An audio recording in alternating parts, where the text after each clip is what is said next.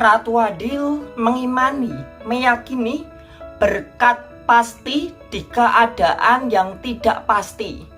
Berkat itu pasti di keadaan yang tidak pasti. Di zaman ini, zaman sekarang ini, masalah berkat itu memang nggak pasti ya. Masalah pendapatan tuh nggak pasti ya. Yang kadang kalau kita jualan, kita omset kita tuh naik turun gitu ya, nggak pasti gitu. Bahkan kalau kita kerja, kadang tuh juga naik turun ya, nggak pasti. Bahkan bisa juga di PHK atau yang lainnya. Masalah rezeki, berkat itu memang nggak pasti. Apalagi di zaman sekarang ini, zaman-zaman yang sudah penuh ketidakpastian. Zaman ini dipenuhi ketidakpastian.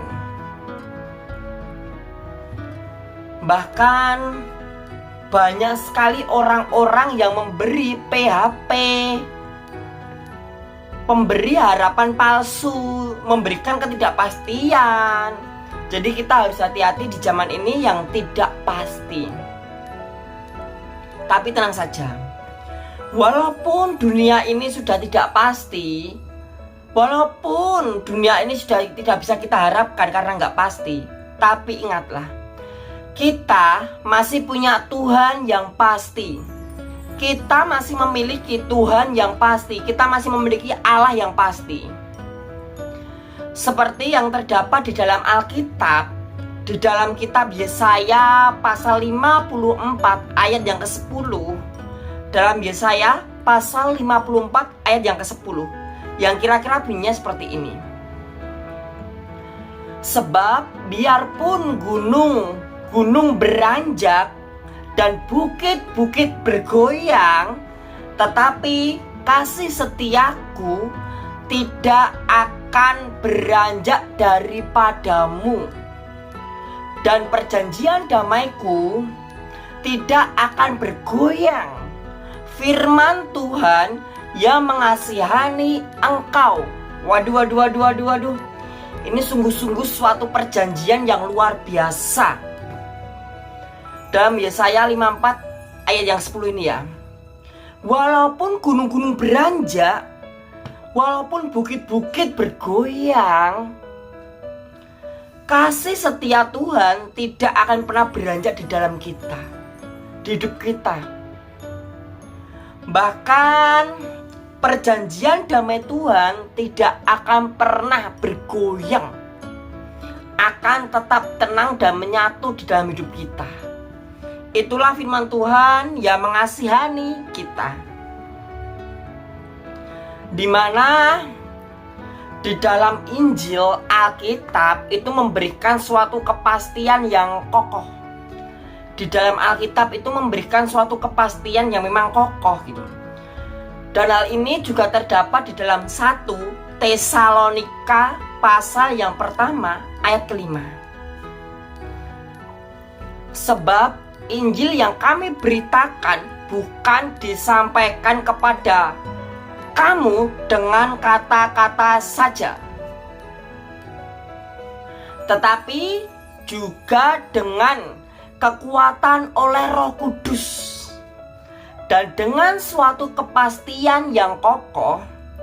Memang kamu tahu bagaimana kami bekerja di antara kamu oleh karena kamu. Wah, ini sungguh-sungguh fantastis ya.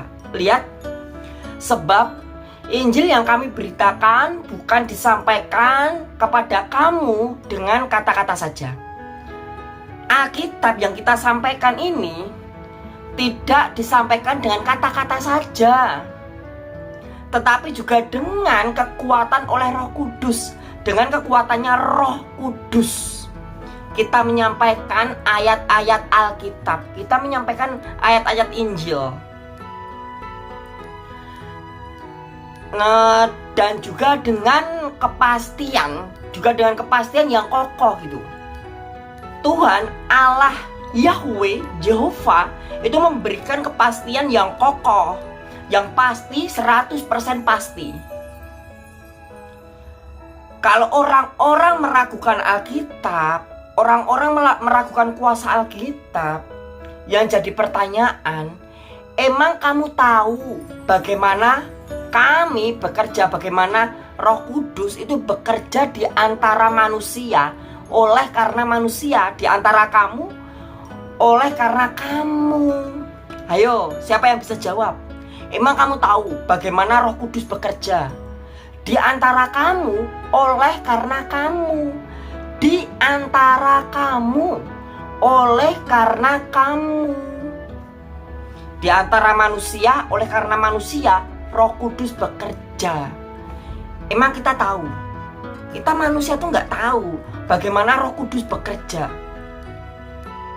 Yang awal mulanya Kristen itu hanya sedikit sekali, pengikut Yesus sedikit, selalu bertambah, dan tiba-tiba di seluruh penjuru bumi agama Kristen, ajaran Kristen sudah dikenal. Kita nggak tahu bagaimana Roh Kudus bekerja. Roh Kudus bekerja secara ajaib. Roh Kudus bekerja secara tiba-tiba. Ini sungguh-sungguh luar biasa loh. Ada pula zaman dahulu orang-orang yang memiliki ibadah khusus, penyembahan khusus kepada Allah Yahweh. Mereka diberi kelebihan berinteraksi dengan Allah Yahweh, bisa dekat dengan Allah Yahweh, dengan Allah Bapa. Dia bisa mengobati segala penyakit. Orang yang sakit stroke tanpa obat, dia langsung suruh obati, langsung sembuh. Seketika bisa sembuh loh. Segala penyakit bisa disembuhkan sekejap oleh kuasa Roh Kudus. Orang-orang yang benar mempercayai, yang benar-benar mempercayai Roh Kudus, yang benar-benar mempercayai firman Tuhan, akan bisa menggunakan kuasa Roh Kudus yang mengalir atas hidupnya. Akan bisa disalurkan, dimanifestasikan untuk hal-hal yang lain. Ini sungguh luar biasa. Dan perlu kita ketahui, Alkitab itu bukan kitab seperti yang lainnya. Alkitab itu berbeda dengan kitab-kitab lainnya. Kalau kitab-kitab lainnya berisi kabar gembira, perintah, peringatan, hanya berisi seperti itu ya, larang-larangan gitu. Tapi kita perlu ketahui, di dalam Alkitab itu sendiri, kitab Injil itu sendiri, itu adalah kitab perjanjian. Kitab Injil, Alkitab sebenarnya adalah kitab perjanjian. Perjanjian antara Tuhan pencipta manusia, Allah Yahweh, dengan manusia. Jadi Alkitab, kitab Injil sebenarnya adalah kitab perjanjian. Berbeda dengan kitab-kitab lainnya. Kalau kitab-kitab lainnya itu membahas mengenai larang-larangan, perintah-perintah dari Tuhan, membahas mengenai anjuran-anjuran, membahas mengenai kabar gembira, surga neraka. Berbeda dengan Alkitab. Alkitab itu adalah kitab perjanjian. Dibagi menjadi dua perjanjian, perjanjian lama dan perjanjian baru.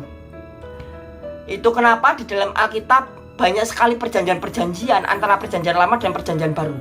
Karena sesungguhnya Alkitab, kitab Injil itu adalah kitab perjanjian antara manusia dengan Tuhannya. Itu ulasan video kali ini, dan Ratu Adil mempercayai Alkitab. Jangan lupa klik like dan subscribe video ini.